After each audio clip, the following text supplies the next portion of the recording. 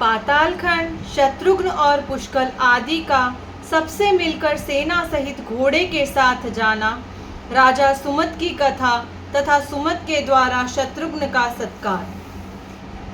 शेष जी कहते हैं, मुने, शत्रुघ्न को इस प्रकार आदेश देकर भगवान श्री राम ने अन्य योद्धाओं की ओर देखते हुए पुनः मधुर वाणी में कहा, वीरों, मेरे भाई शत्रुघ्न घोड़े की रक्षा के लिए जा रहे हैं। तुम लोगों में से कौन वीर है, इनके आदेश का पालन करते हुए पीछे की ओर से इनकी रक्षा करने के लिए जाएगा। जो अपने मर्मभेदी अस्त्र शस्त्रों द्वारा सामने आए हुए सब वीरों को जीतने तथा भूमंडल में अपने सुयश को फैलाने में समर्थ हो, वह मेरे हाथ पर रखा हुआ यह बीड़ा उठा ले। श्री रघुनाथ जी के ऐसा कहने पर भरत कुमार पुष्कल ने आगे बढ़कर उनके कर कमल से वह बीड़ा उठा लिया और कहा, स्वामी, मैं जाता हूँ। मैं ही कवच आदि के द्वारा सब ओर से सुरक्षित हो तलवार आदि शस्त्र तथा धनुष बाण धारण करके अपने चाचा शत्रुघ्न के पृष्ठभाग की रक्षा करूंगा। इस समय आपका प्रताप इस समूची पृथ्वी पर विजय प्राप्त करेगा। ये सब लोग तो केवल निमित्त मात्र है। यदि देवता, असुर और मनुष्य से सारी त्रिलोकी युद्ध के लिए उपस्थित हो जाए तो उसे भी मैं आपकी कृपा से रोकने में समर्थ हो सकता हूँ। ये सब बातें कहने की आवश्यकता नहीं है। मेरा पराक्रम देखकर प्रभु को स्वयं ही सब कुछ ज्ञात हो जाएगा। ऐसा करते हुए भरत कुमार की बातें सुनकर भगवान श्री राम ने उनकी प्रशंसा की तथा साधु साधु कहकर उनके कथन का अनुमोदन किया। इसके बाद वानर वीरों में प्रधान हनुमान जी आदि सब लोगों से कहा, महावीर हनुमान, मेरी बात ध्यान देकर सुनो। मैंने तुम्हारी प्रसाद से यह अकंटक राज्य पाया है। हम लोगों ने मनुष्य होकर भी जो समुद्र को पार किया तथा सीता के साथ जो मेरा मिलाप हुआ, यह सब कुछ मैं तुम्हारे ही बल का प्रभाव समझता हूँ। मेरी आज्ञा से तुम भी सेना के रक्षक होकर जाओ। मेरे भाई शत्रुघ्न की मेरी ही भांति तुम्हें रक्षा करनी चाहिए। महामते, जहाँ जहाँ भाई शत्रुघ्न की बुद्धि विचलित हो, वहाँ वहाँ तुम इन्हें समझा बुझाकर कर्तव्य का ज्ञान कराना। परम बुद्धिमान श्री रामचंद्र जी का यह श्रेष्ठ वचन सुनकर हनुमान जी ने उनकी आज्ञा शिरोधार्य की और जाने के लिए तैयार होकर प्रणाम किया। तब महाराज ने जाम्बवन को भी साथ जाने का आदेश दिया और कहा, अंगद, गवय, मयंद, दधिमुख, वानर राज, सुग्रीव, शतबली, अक्षिक, नील, नल, मनोवेग तथा अधिगंता आदि सभी वानर सेना के साथ जाने को तैयार हो जाए। सब लोग रथों तथा सुवर्ण में आभूषणों से विभूषित अच्छे अच्छे घोड़ों पर सवार हो बख्तर और टोप से सज धज कर शीघ्र यहाँ से यात्रा करें। शेष जी कहते हैं, तत्पश्चात बल और पराक्रम से शोभा पाने वाले श्री रामचंद्र जी ने अपने उत्तम मंत्री सुमंत्र को बुलाकर कहा, मंत्री वर बताओ, इस कार्य में और किन किन लोगों को नियुक्त करना चाहिए? कौन कौन किन किन लोगों को नियुक्त करना चाहिए? कौन कौन मनुष्य अश्व की रक्षा करने में समर्थ है? उनका प्रश्न सुनकर सुमंत्र बोले, श्री रघुनाथ जी, सुनिए, आपके यहाँ संपूर्ण शस्त्र और अस्त्र के ज्ञान में निपुण महान विद्वान धनुर्धर तथा अच्छी प्रकार बाणों का संधान करने वाले अनेकों वीर उपस्थित थे। उनके नाम ये हैं: प्रतापग्रह, नीलरत्न, लक्ष्मी निधि, रिपुताप, उग्राश्व और शस्त्रविद। ये सभी बड़े बड़े राजा शत्रुघ्नी सेनाओं के साथ कवच आदि से सुसज्जित होकर जाएं और आपके घोड़े की रक्षा करते हुए शत्रुघ्न जी की आज्ञा शिरोधार्य करें। मंत्री जी की यह बात सुनकर श्री रामचंद्र जी को बड़ा हर्ष हुआ और उन्होंने उनके बताए हुए सभी योद्धाओं को जाने के लिए आदेश दिया। श्री रघुनाथ जी की आज्ञा पाकर उन्हें बड़ी प्रसन्नता हुई, क्योंकि वे बहुत दिनों से युद्ध की इच्छा रखते थे और रण में उन्मत्त होकर लड़ने वाले थे। श्री सीतापति की प्रेरणा से वे सभी राजा कवच आदि से सुसज्जित हो अस्त्र शस्त्र लेकर शत्रुघ्न के निवास स्थान पर गए। तदंतर ऋषि की आज्ञा पाकर श्री रामचंद्र जी ने आचार्य आदि सभी ऋत्विज महर्षियों को शास्त्रोक्त उत्तम दक्षिणाएं देकर उनका विधिवत पूजन किया। उस समय श्री रघुनाथ जी की यज्ञ में सब और यही बात सुनाई देती थी, देते जाओ, खूब धन लुटाओ, किसी से नहीं मत करो, साथ ही समस्त भोग सामग्रियों से युक्त अन्न का दान करो। इस प्रकार वह यज्ञ चल रहा था।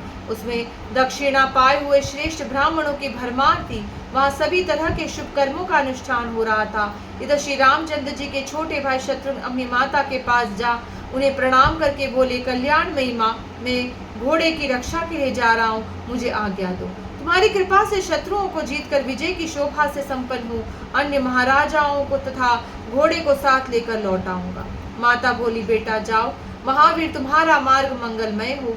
सुमते, तुम अपने समस्त शत्रुओं को जीतकर फिर यहाँ लौट आओ। तुम्हारा भतीजा पुष्कल धर्मयोग्य में श्रेष्ठ है, उसकी रक्षा करना। बेटा, तुम पुष्कल के साथ सकुशल लौट कर आओगे, तभी मुझे अधिक प्रसन्नता होगी। अपनी माता की ऐसी बात सुनकर शत्रुघ्न ने उत्तर दिया, माँ, मैं अपने शरीर की भांति पुष्कल की रक्षा करूंगा तथा जैसा मेरा नाम है उसके अनुसार शत्रुओं का नाश करके प्रसन्नता पूर्वक लौटूंगा।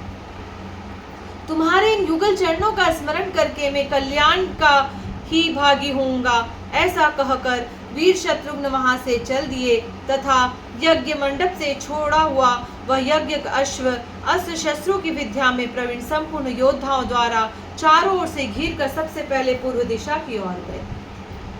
उसका वेग वायु के समान था। जब वे चलने को उद्धत हुए तो उनकी दाहिनी बाह फड़क उठी और उन्हें कल्याण तथा विजय की सूचना देने लगी। उधर पुष्कल अपने सुंदर एवं स्मृतिशाली महल में गए और वहां अपनी पतिव्रता पत्नी से मिले, जो स्वामी के दर्शन के लिए उत्कंठित थी और उन्हें देखकर हर्ष में भर गई थी। उससे मिलकर पुष्कल ने कहा, भद्रे, मैं चाचा शत्रुघ्न का पृष्ठपोषक होकर रथ पर सवार हो यज्ञ के घोड़े की रक्षा के लिए जा रहा हूँ। इस कार्य के लिए मुझे श्री रघुनाथ जी की आज्ञा मिल चुकी है। तुम यहाँ रहकर मेरी समस्त माताओं का सत्कार करना तथा चरण दबाना आदि सभी प्रकार की सेवाएं करना। उनके प्रत्येक कार्य में उनकी आज्ञा का पालन करने में आदर एवं उत्साह के साथ प्रवृत्त होना। यहाँ लोपामुद्रा आदि जितनी पतिव्रता देवियां आई हुई हैं, वे सभी अपने तपोबल से सुशोभित एवं कल्याणमयी हैं। तुम्हारे द्वारा उनमें से किसी का अपमान न हो जाए, इसके लिए सदा सावधान रहना।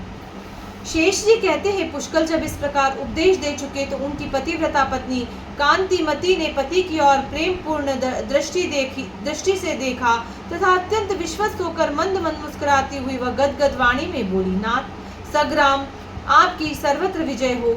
आपको चाचा शत्रुघ्न जी की आज्ञा का सर्वदा पालन करना चाहिए तथा जिस प्रकार भी घोड़े की रक्षा हो सके उसके लिए सचेष्ट रहना चाहिए।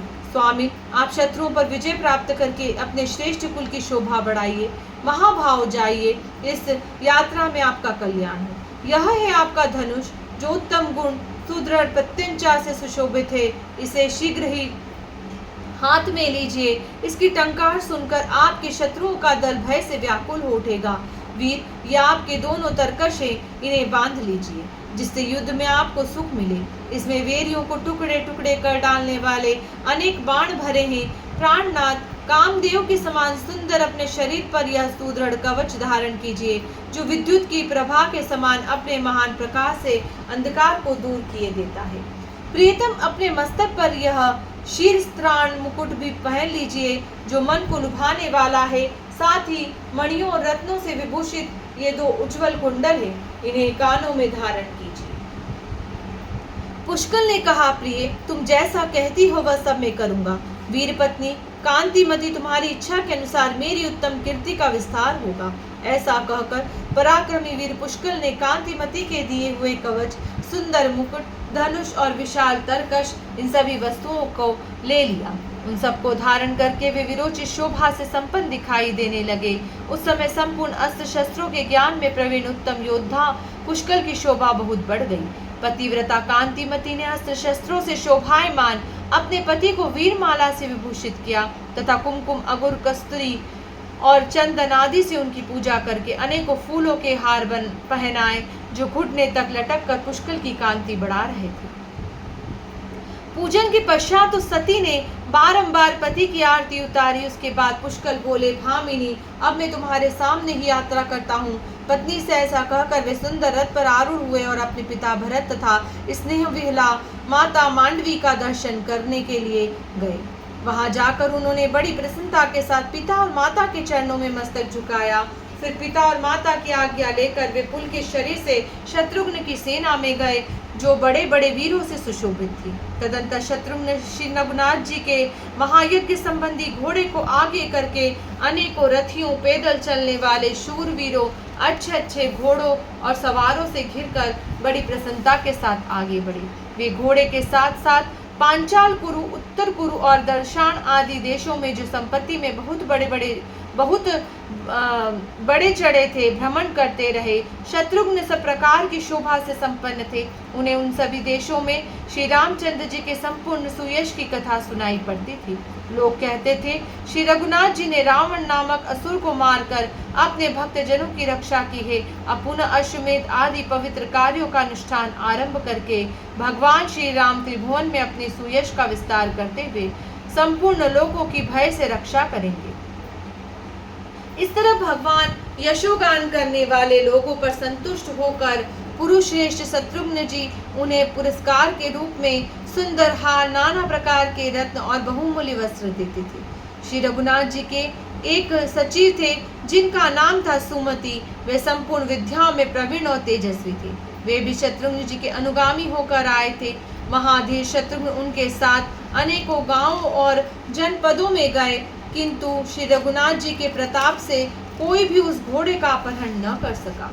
भिन्न भिन्न देशों के जो बहुत से राजे महाराजे थे, वे भी यद्यपि महान बल से विभूषित तथा शत्रुघ्न सेना से संपन्न थे, तथापि मोती और मणियों सहित बहुत सी संपत्ति साथ ले घोड़े की रक्षा में आए और आए हुए शत्रुघ्न जी के चरणों में गिर जाते और बारंबार कहने लगते थे, रघुनंदन, यह राज्य तथा पुत्र, पशु और बांधवों से सारा धन भगवान श्री राम का ही है, हमारे इसमें कुछ भी नहीं है।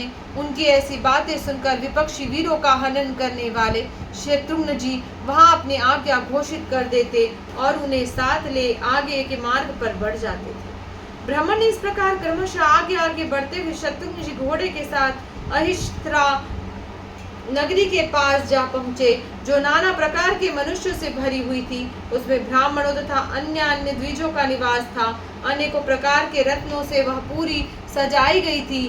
सोने और स्फटिक मणि के बने हुए महल तथा गोपुर फाटक उस नगरी की शोभा बढ़ा रहे थे। वहां के मनुष्य सब प्रकार के भोग भोगने वाले तथा सदाचार से सुशोभित थे। वहां बाण संधान करने में चतुर वीर हाथों में धनुष लिए उस पुरी के श्रेष्ठ राजा समुद्र को प्रसन्न किया करते थे।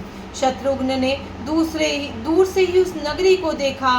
उसके पास ही एक उद्यान था जो उस नगर में सबसे श्रेष्ठ और शोभायमान दिखाई देता था।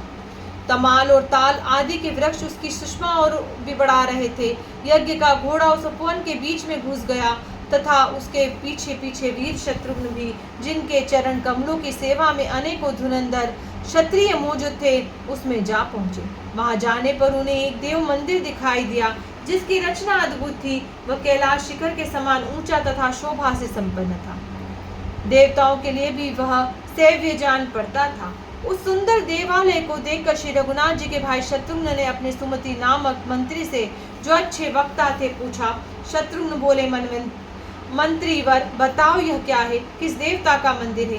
किस देवता का यहाँ पूजन होता है तथा वे देवता किस हेतु से यहाँ विराजमान है? मंत्री सब बातों के जानकार थे। उन्होंने शत्रुघ्न का प्रश्न सुनकर कहा, वीरवर, एकाग्रचित होकर सुनो। मैं सब बातों का यथावत वर्णन करता हूँ। इसे तुम कामाक्षा देवी का उत्तम स्थान समझो। यह जगत को एकमात्र कल्याण प्रदान करने वाला है। पूर्व काल में अहिष्त्रा नगरी के स्वामी राजा सुमित की प्रार्थना से भगवती कामाक्षा यहाँ विराजमान हुई, जो भक्तों का दुख दूर करती हुई उनकी समस्त कामनाओं को पूर्ण करती थी। वीर शिरोमणि शत्रुघ्न, तुम इन्हें प्रणाम करो। मंत्री के वचन सुनकर शत्रुओं को ताप देने वाले नरश्रेष्ठ शत्रुघ्न ने भगवती कामाक्षा को प्रणाम किया और उनके प्रकट होने के संबंध की सब बातें पूछी। मंत्रीवर, अहिष्त्रा के स्वामी राजा सुमत कौन है? उन्होंने कौन सी तपस्या की है जिसके प्रभाव से ये संपूर्ण लोकों की जननी कामाक्षा देवी संतुष्ट होकर यहाँ विराज रही है?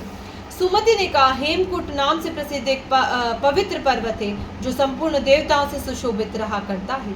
वहाँ ऋषि मुनि ये सेवित विमल का नाम एक तीर्थ है। वहीं राजा सुमद ने तपस्या की थी। उनके राज्य की सीमा पर रहने वाले संपूर्ण सामंत नरेशों ने, जो वास्तव में शत्रु थे, एक साथ मिलकर उनके राज्य पर चढ़ाई। उस युद्ध में उनके पिता, माता तथा प्रजावर्ग के लोग भी शत्रुओं के हाथ से मारे गए। तब सर्वदा असहाय होकर राजा सुमद तपस्या के लिए उपयोगी विमल तीर्थ में गए और वहां 3 वर्ष तक एक पैर से खड़े हो मन ही मन जगदम्बा का ध्यान करते रहे। उस समय उनकी आंखें नासिका के अग्रभाग पर जमी रहती थी।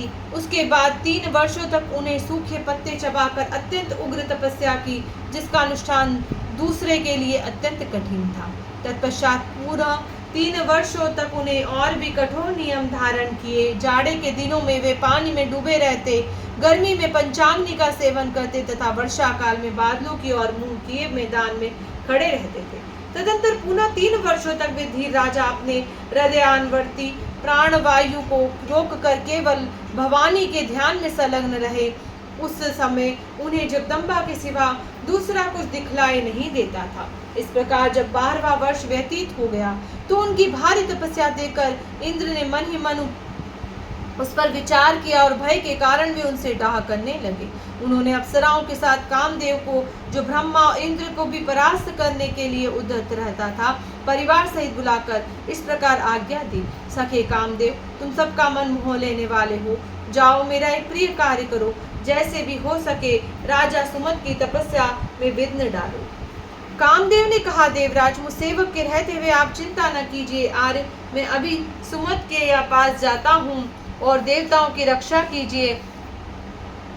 आप देवताओं की रक्षा कीजिए। ऐसा कहकर कामदेव अपने रखा वसंत तथा अप्सराओं के समूह को साथ लेकर हेमकुट पर्वत पर गया। वसंत ने जाते ही वहां के सारे वृक्ष फल और फूलों से सुशोभित कर दिया। उनकी डालियों पर कोयल कूकने तथा भ्रमर गुंजार करने लगे। दक्षिण दिशा की ओर से ठंडी ठंडी हवा चलने लगी, जिसमें कृतमाला नदी के तीर पर खिले हुए लवंग कुसुमों की सुगंध आ रही थी। इस प्रकार जब समूचे वन में वसंत की शोभा छा गई तो अप्सराओं श्रेष्ठ रंभा अपनी सखियों के साथ घिरकर सुमुद के पास गई। रंभा का स्वर किन्नरों के समान मनोहर था। वह मृदंग और पणव आदि नाना प्रकार के बाजे बजाने में भी निपुण थी। राजा के समीप पहुंचकर उसने गाना आरंभ कर दिया।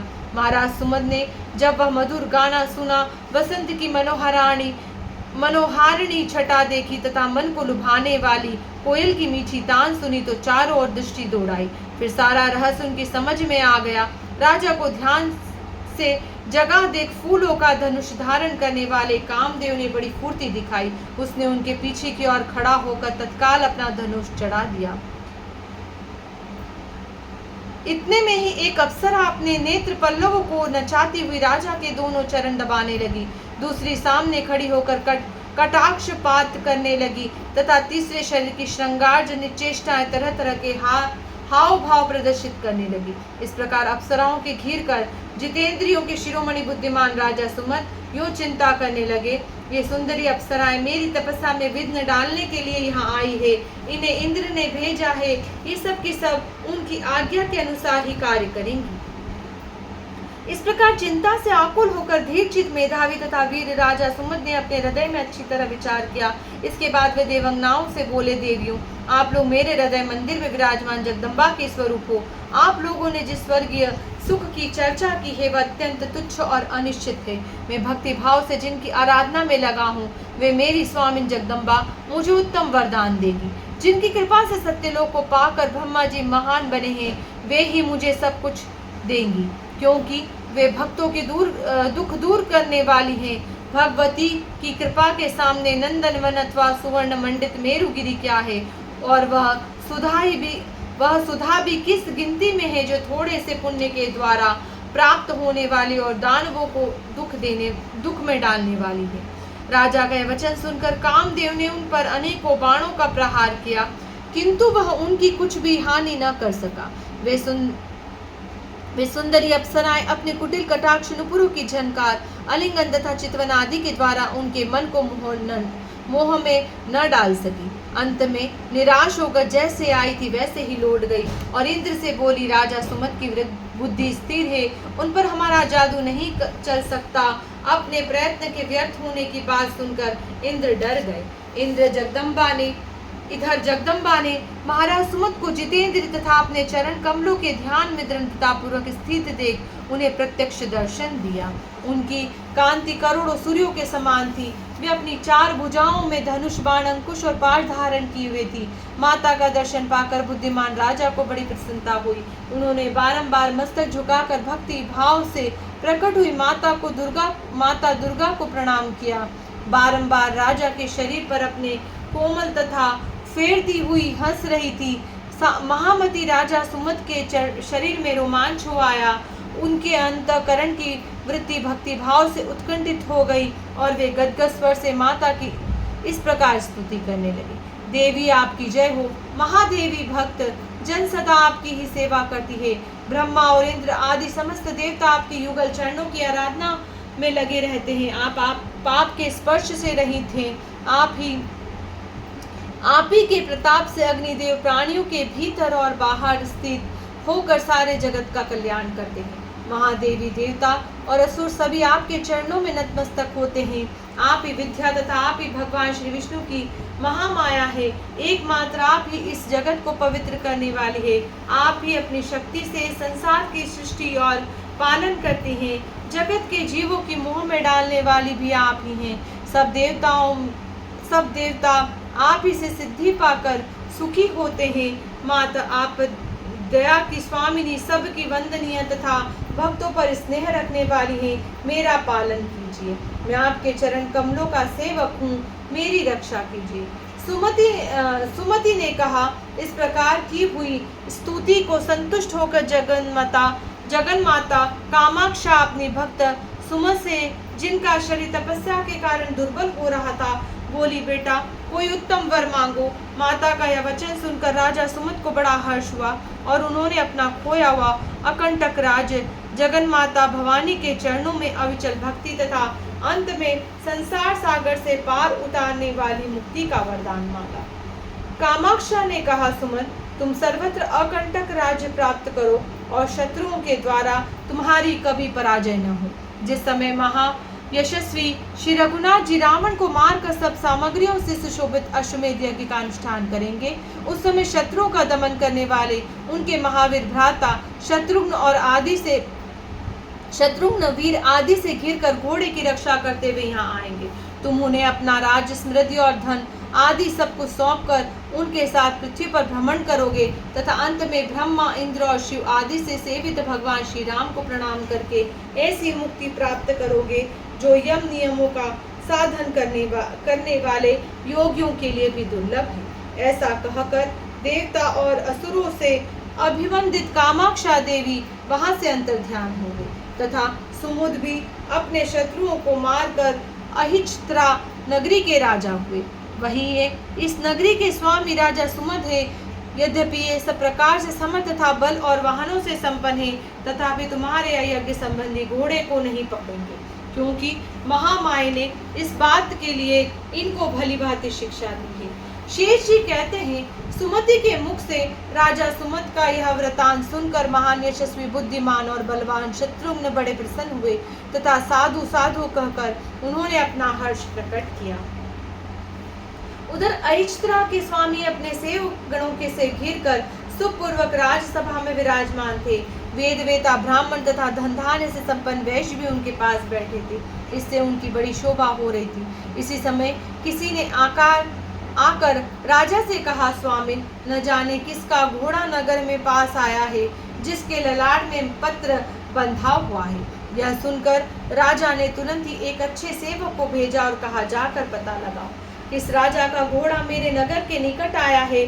सेवक ने जाकर सब बात का पता लगाया और महान क्षत्रियों से सेवित राजा सुमत के पास आरंभ से ही सारा वृतांत कह सुनाया। श्री रघुनाथ जी का घोड़ा है। यह सुनकर बुद्धिमान राज्य को चिरकाल की पुरानी बात का स्मरण हो आया और उन्होंने सब लोगों को आज्ञा दी, धन धान्य से संपन्न जो मेरे आत्मीय जन हैं, वे सब लोग अपने अपने घरों पर तोरण आदि मांगलिक वस्तुओं की रचना करें। इन सब बातों के लिए आज्ञा देकर स्वयं राजा सुमत अपने पुत्र पौत्र और रानी आदि समस्त परिवार को साथ लेकर शत्रुघ्न के पास गए। शत्रुघ्न ने पुष्कल आदि योद्धाओं तथा मंत्रियों के साथ देखा, वीर राजा सुमत आ रहे थे। राजा ने आकर बड़ी प्रसन्नता के साथ शत्रुघ्न को प्रणाम किया और कहा, प्रभु, आज मैं धन्य और कृतार्थ हो गया। आपने यहाँ दर्शन देकर मेरा यह बड़ा सत्कार किया है। मैं चिरकाल से इस अश्व के आगमन की प्रतीक्षा कर रहा था। माता कामाक्षी की देवी ने पूर्व काल में जिस बात के लिए मुझसे कहा था, वह आज और इस समय पूरी हुई। श्री राम के छोटे भाई महाराज शत्रुघ्न जी, अब चलकर मेरी नगरी को देखिए, यहाँ के मनुष्यों को कृतार्थ कीजिए तथा मेरे समस्त कुल को पवित्र बनाइए। ऐसा कहकर राजा ने चंद्रमा के समान कांति वाले श्वेत गजराज पर शत्रुघ्न और महावीर के पुष्कल को चढ़ाया तथा पीछे स्वयं भी सवार हुई।